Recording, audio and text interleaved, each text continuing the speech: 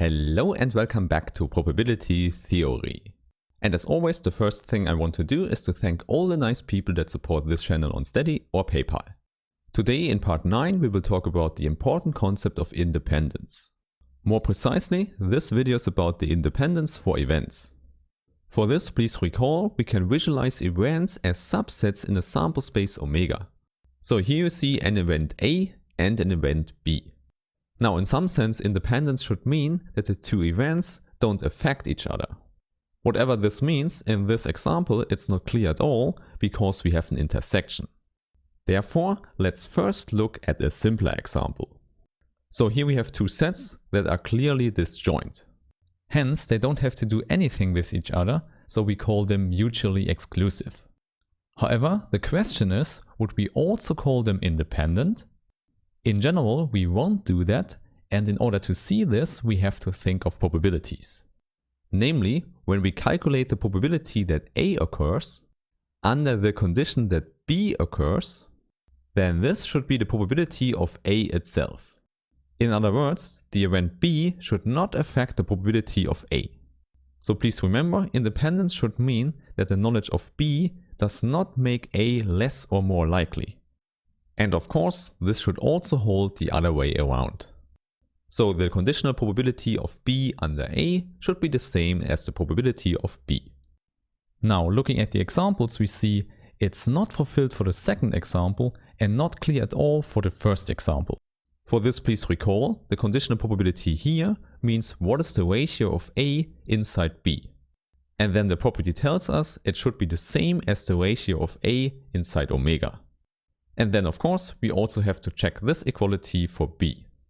Therefore, I would say let's visualize this in an example where we have some numbers to work with. So as before, we have a sample space omega and two events.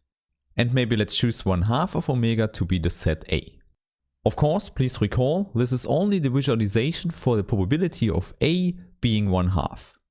This means that we measure the sizes of the sets in the picture with the probability measure P. And now our idea is that we also split omega in half with the set B. Hence, the probability of B should also be 1/2. However, now the important question is, what can we say about the conditional probabilities? So first, what is the ratio of A in B? And of course, in the picture, you immediately see it's also 1/2. And on the other hand, we ask, what is the ratio of B in A? And in this case we see it's the same number, it's 1/2.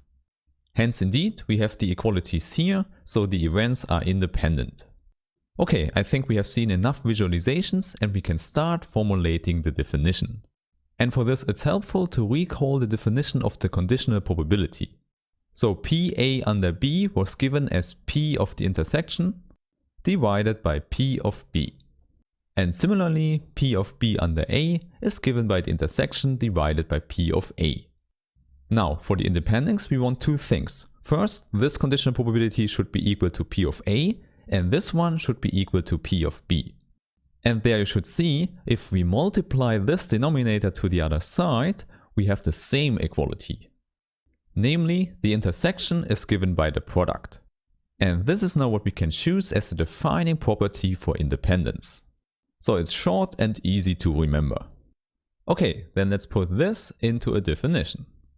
So the framework is the same as always. We have a probability space, which means a sample space omega, a sigma algebra A, and a probability measure P.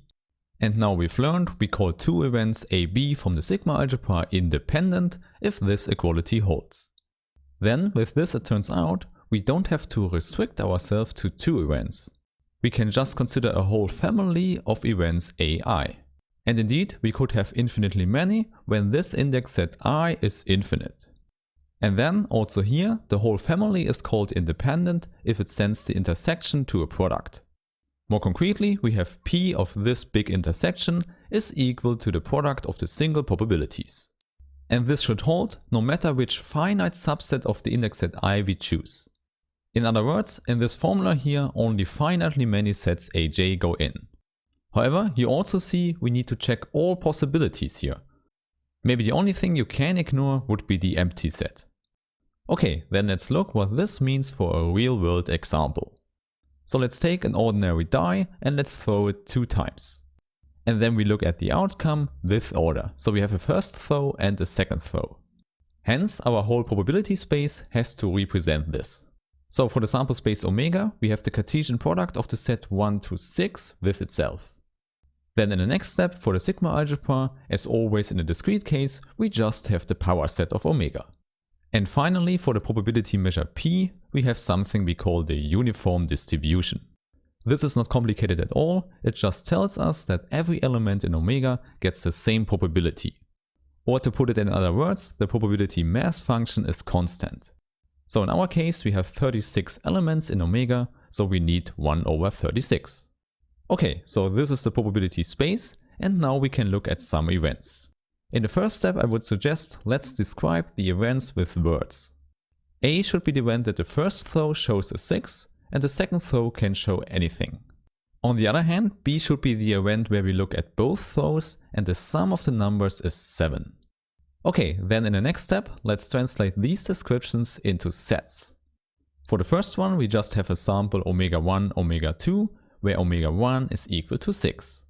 Then for the set B, we also have the set of all samples omega 1, omega 2, where omega 1 plus omega 2 should be 7. Okay, since the sets are defined, we can calculate the probabilities. Of course, without much thinking, we immediately get the probability for A as 1 over 6. But you can also calculate it when you see we have 6 elements in this set, so we have 6 divided by 36. The same thing we can do for B, because we can list all the elements. So we could start with the element where the first throw is 1 and the second 6. Then in the same way, if the first throw is 2, the second has to be 5. And in this order we get all the possibilities. And we count 6, so we also have 6 divided by 36. So both events have the same probability, but this does not mean that they are independent. However, now using the definition, we can just check if they are independent. So let's simply calculate the probability of the intersection. So from all the elements in B, we have to take the ones that have a 6 at the first throw. And you see, we only find 1. Hence, the probability is 1 over 36, which is in fact the same as the product PA times PB.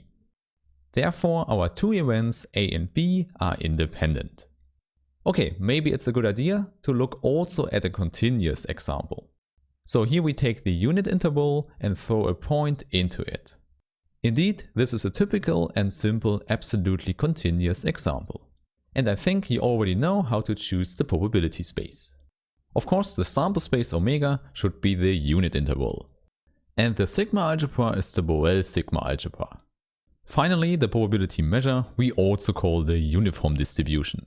However, now we have it in the continuous case, which means instead of a probability mass function, we have a probability density function. Hence, this uniform now means we have a constant density function. And here, because we have the unit interval, we have the constant 1.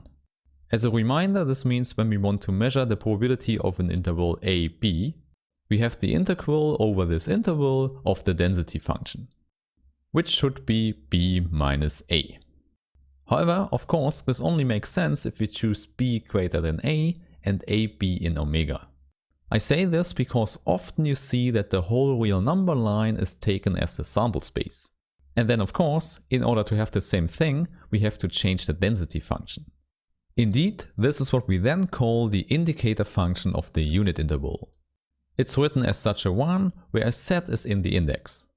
The definition is very simple, we only have two values, either 1 or 0. And the important thing is, for all elements in this set here, so the unit interval, we are at 1. And otherwise we get out 0. Now in the case that the function is defined on the whole real number line, the graph looks like this. So we have one jump at 0 and one at 1. So you see, taking this as a density function, the sample space R would also work. However, this is just a side note, let's get back to our problem of independence. So let's take two independent events A and B. Then we know by definition that the probabilities fulfill this equality. Now let's use our probability measure and write the integral. So we have the intersection AB as the region we integrate over and the indicator function inside. Here, a nice property of the integral we can use is that we can exchange the sets. So we have the indicator function of the set a intersected b now, and 0, 1 is the region we integrate over. If you know the definition of the integral, you immediately see that this is correct. For probability theory, this is something we can use a lot. For example, we can also use it here on the right hand side. So first, let's fill in the definition of the probabilities here. And then, as before, we can simply exchange the roles. So what we get here is an equality of integrals. This integral here on the left hand side with the intersection goes to a product of two integrals. However, please recall, we really need the independence to have this. So with this you see, independence can be very useful in calculations. And of course, we will use that in later videos. Therefore, I really hope I see you in the next video about probability theory. Have a nice day and bye!